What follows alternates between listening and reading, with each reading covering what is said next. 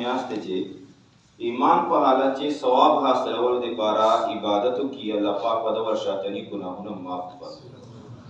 روایت چې راځي چې کوم کس رمضان میاشت چې لمونځ کوي نو هر یوې سجدې په بدلې باندې دته 1500 نیکیګانې ملاو کېږي.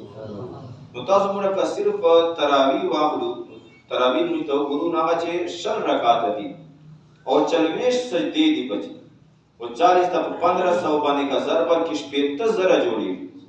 یعنی یو کس چې 6 رکعاته تراویح ادا کړي دته 15000 نیکیګانې ملاو کېږي.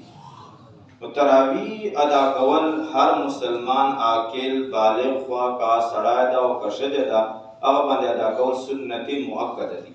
تراویح پرېښودل جایز نه دي. تراویح وخت د څه ټایم ادا کوئ؟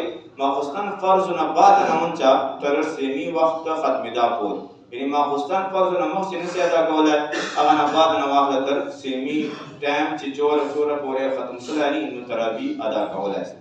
د هغې رنګې تراویح چې یو بار قرآن پاک ویل یا اورېدل مکمل دا هم سنت مؤکده دی.